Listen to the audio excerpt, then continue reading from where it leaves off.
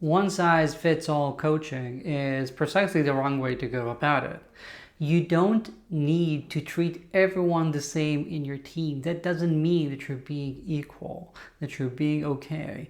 In fact, good leadership is about knowing where to put your efforts, who needs more attention, who needs more help. And by doing that, you can become a very effective coach and create a very good team. And that's what this video is all about. Understanding how to control the coaching dial as you're going about your coaching. If you're new here, hi, I'm Aviv Ben-Yosef. I'm a tech executive coach and consultant, and I help people just like you create teams worth leading, because life's too short to lead a mediocre team. And one of the best ways to end up with such a mediocre team is having them not being coached properly. And this is something that I'm seeing repeatedly, and not just with first-timer tech executives. So I think you're gonna really like this video. The coaching dial is this concept that many miss. When they look at their team, when they think about what to do, it's sort of trying to apply the same set of tools and the same attitudes to everyone in the team. Some clients that I work with actually say that they feel it's going to be wrong by them to treat things differently, to tell one person how to act and be very prescriptive with that person, whereas with another person be more laid back, allow them different mistakes and that sort of stuff. But the truth is that that's precisely what proper coaching is about. You thinking, learning, deciding how much you're going to be attentive, how much hard you're going to go with someone as opposed to giving them slack, and that's all related to the situation, to what's happening and what you're seeing.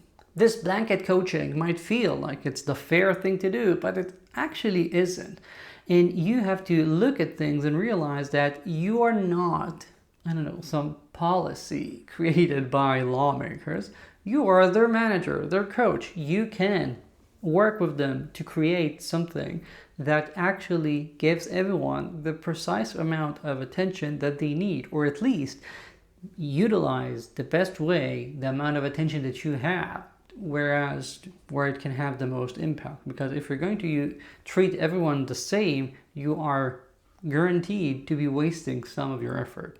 And so even if this feels like it's the right thing to do, you're actually just abdicating on your common sense and judgment when it comes to looking at things and deciding where you're going to be more involved as opposed to not. So our concept here today in this short video is about the coaching dial, which is about you actively deciding with each person how much are you going to turn the dial up or not, depending on their situation, on how critical whatever they're doing is, about their seniority, about the time that you have, etc. You look at everything and decide with each person, this is an individual dial, how active, how prescriptive, how much of a short leash you're going to have with each and every one. And this dial is something that I think you need to be deliberate about. It doesn't have to be you telling them, hey, I'm going to be more attentive to you right now. It doesn't have to be like that, even though that's also fine. But I want you to have that in the back of your mind. When you're working with people, I hope that you're actually taking the time to think about the progress each one is making, right? And from time to time review their progress and decide what you want to be doing. I have an entire video about the impact coaching framework. If you need something to help you get started doing that, fine. But assuming you have that, and assuming that regularly you're thinking about them and how you're going to help them move forward, etc., part of that should be you taking a second and thinking, where do I want to set the coaching dial for that person? And you can look at your entire organization, all the people reporting to you directly, that you're coaching directly, to decide, assuming that you only have so much time to put into this, how much of the dial you're putting up for everyone. And therefore you can decide how to spread it. And again, this is something that changes with time. So even if you only have the capacity to turn up the dial with a single person right now, but you're thinking both Alice and Bob could use more of my attention, assuming you cannot fork yourself into two different leaders, what you end up doing is choosing the one that's going to get more attention right now. That's perfectly fine. Give Alice, for example, more time now, and in a month or two, as things improve over there, you can turn up the dial with Bob. That's just the way things are. Prioritization is part of the job, and again, it doesn't mean that you're a bad leader. It doesn't mean that you're neglecting anyone. You are actively thinking about how to get to everyone in a reasonable manner, in a way that will move them forward the most. Of course, if you need help actually in how you're coaching them and moving them forward fast, by the way, check my email in the show notes. I'll be happy to chat. Here are 3 examples of the use of the dial that I've seen with my clients recently, just to help you paint a picture and understand how this looks like. Number 1 is with a junior, where he kept not being enough communicative, always had these radio silences when the team ought to be updated about something, for example on Slack, or people waiting to get an answer for something. He just always would miss all of those notifications somehow. And even after getting some feedback about this, things did not improve. When that happened and the CTO reached out to me, I said, okay, very clearly, this person essentially being a junior that just cannot, by themselves, it seems, find a way to improve there. Now you have to turn up the dial and be a lot more attentive. Be there with them. Sit with them. Try to understand what's happening throughout the day. Why are they missing those notifications? If needed, actually look at their settings. Look at what's happening on their Macs. Why are they getting so many notifications that they're getting drowned? Or are they somehow configured differently? Whatever. Understand what's happening. Try to come up with them find a way so that they actively have a reminder to check notifications every hour or two, or have some keyword that pops up specifically with a different type of notification for things that they actually need to read right now. Whatever it is, to find a way to help them work on that. This is, you were putting in the reps to work on that muscle of being attentive, not that so much so that they cannot do any sort of deep work, but also to ensure that they stop being so disconnected from the rest of the team in a remote context in a way that actually harms the collaboration and harms their ability to deliver the right work. This is turning up the dial. Another example is us turning down the dial, working with a senior engineer that my client told me was just prone to working really, really hard. Someone who really enjoyed the work, was really tends to get engrossed in things, and therefore would often work the weekends just for fun because he enjoyed researching, moving things, trying things out, etc. But working so much meant that that person every couple of months or so would start the week so exhausted that they would need like a half day off or a day off. And I heard that from my client, like, okay, is he harming anyone else in the team? Is it creating expectations that you don't want from anyone else in the team? Is the quality suffering because he's working this hard? Do you think he's burning out? All of those questions. Essentially, nothing bad was going on. And when I heard that, like, okay, yeah, I agree that in an ideal world, we could help that person be a bit more calibrated so that he doesn't get to the point where he needs to take some time off because he worked so hard. Yes, I agree. So in an ideal world, we would do some maybe coaching around that.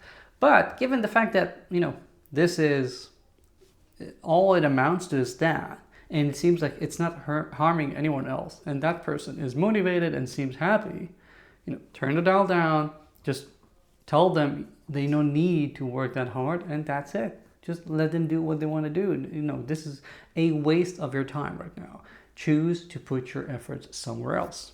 And lastly, another example of putting the dial in the mill was with another client of mine, working with a first-timer software engineering manager who was doing pretty good, but all of a sudden this quarter things started getting a bit shaky.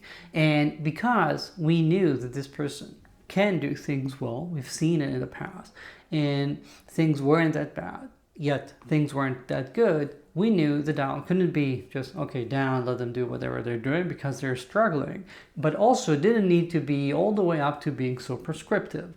We put the dial in the middle and deciding to have a bit more attention to that person. So when the CTO went to the team lead, they told him, okay, I see that this is a rough quarter. I want to be there for you. So how about In addition to our regular one-on-one, we're going to have another 15 or 20-minute sync up in the middle of the week.